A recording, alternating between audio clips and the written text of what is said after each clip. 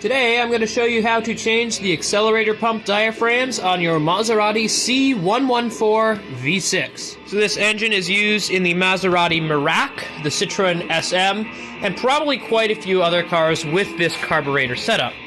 This is a triple Weber carburetor and they like to fail. The accelerator pumps are located on the side of each carburetor and they like to leak after the pumps dry out and crack over time. This can lead to anything from a simple small fuel leak to a catastrophic engine fire, so today I'm going to change them out. The first thing you want to do, and I know it sounds really dumb, but you want to take off the entire intake. This is because all three carburetors are held on with 12 bolts, as opposed to the intake, which is just held on with 2 bolts. So it's a lot more work to take the carburetors off, and then you have to reset everything and tune them back in. If you take the intake off, you just pull it off as a unit and work on it on a bench. You could also theoretically work on them while they're on the car, but I would not recommend that, as you have to take off the fender for good access, be able to actually climb in here, or you could lay on top and risk damaging the car, which this car's pretty damaged already, so I don't mind doing that, but I already got the fenders off because I'm doing horrible electrical work. This all needs to be ripped out. So I'm just going to take off the carburetors because it's easier. I'm afraid of losing these little screws, which, oh my gosh, if I lost those, I'd be in a bad spot. To remove the intake, remove the fuel hose off the fuel rail. Next, take a flathead screwdriver and pop this little ball joint off of the throttle assembly. Now you got a couple vacuum hoses that I honestly wasn't sure where they went, so I plugged them off, but if they go somewhere, you should remove those. Next, I would remove the choke cable, which is, this looks like a 1/4-inch nut. I'm not completely sure, so I'm going to use pliers. Now with that removed, I would highly recommend tightening the bolt back up or taking it off and putting it in a safe space completely, because once you lose these, they're really hard to find. And after that, the intake is held on with just 2 13mm bolts. One in the front underneath the distributor, and one in the back. So take those out. Alright, with those bolts off, the intake should just pull right off. And there it goes. Alright, so now we can easily take this to our workbench and change out those accelerator pump diaphragms, which are actually on the other side. Yeah, there they are. Alright, now we got the carburetors and intake on the workbench. And just to make life a little easier, I'm going to remove this vacuum thing. It looks like a vacuum rail, which I've never seen before. And theoretically, I probably should have done this while the intake was on the car, because I probably would have had a little bit better access to the rear bolt. But what's done is done, and I got it off easily enough. Now with that removed, I am going to turn the flash on, but a little bit more light. But now with that removed, I'm going to remove these 4 screws. I think it's a number 2 flathead. Not sure. Oh, it says on here. 3/16 by 3. Whatever that means. I don't think it's a number 3. It might be. Let's see how tight these are. It wasn't bad.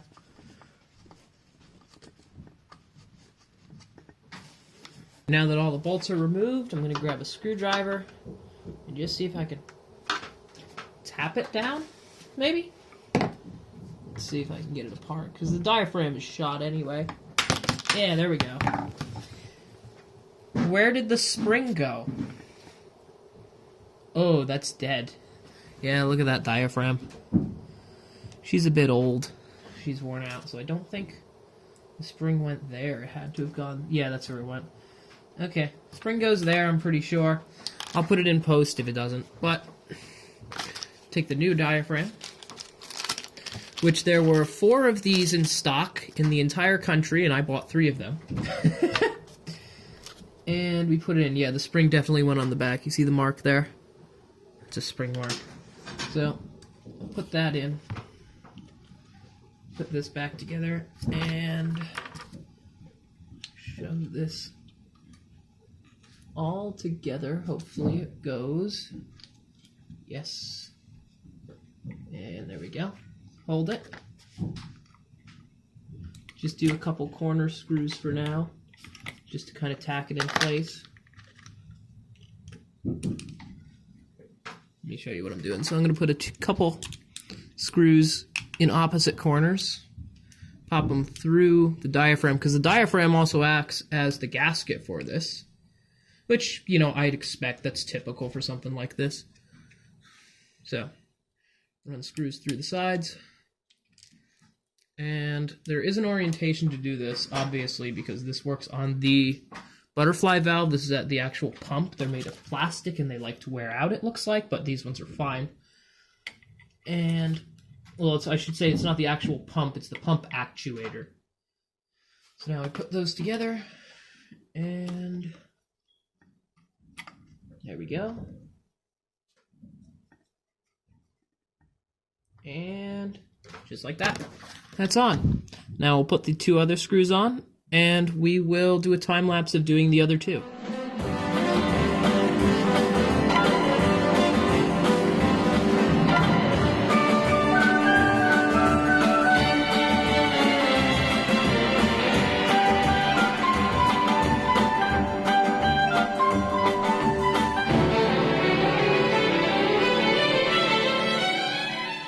And just like that, they are changed. That only took me like 6 minutes. And I think, yeah, they are working. They have a noticeably different feel to them too, which I don't know how to explain that. Probably because these are just so dead. They were leaking all over my intake. They were trying to kill the engine. These were like $22 a piece, and they're not new old stock, but they were manufactured in 2011. So they were laying around on the shelves of Javel, which, thanks Rob from Javel. This is great. I can get all these parts from you. But looks like these are all together. I do have one screw that I need to source, which is this tuning screw, because this one, where'd it go? Yeah, this tuning screw, because I do need to source another one, because these are different. But that's easy enough. I'll have to figure that out. Maybe I'll machine one. Okay, this does actually look like something I have to find and buy. But that's not that bad. I can find that probably. But let me throw this back on the car so I don't lose any of the pieces that I took off. Alright, now before you throw your intake back on, make sure your intake O-rings are all seated in place. I'm going to clean these too, actually. I'm going to take them back off and clean the surfaces. But just make sure they're in place at a bare minimum. That'll push in with the intake, so that's fine. Because you're going to be tracing down a vacuum leak that you can't figure out. You wind up pulling it all back apart only to find that the O-ring just kind of popped down a little bit. That's not a lot of fun. And another thing with this is you can't just drop the intake and bolt it on, because this bolt in the front will not allow you to do that. So you have to lower the intake while slowly tightening it until it is dropped, and then you can tighten everything all the way. Now we got the intake back in, and I just want to say this really quick. Do not tighten one of the bolts down until either of the bolts are in. That's just a rule of thumb I use for anything, because most of the time they don't like to line up. Now it's time to start reinstalling everything else, starting with the vacuum rail. That was way harder to install than it looks like it would be.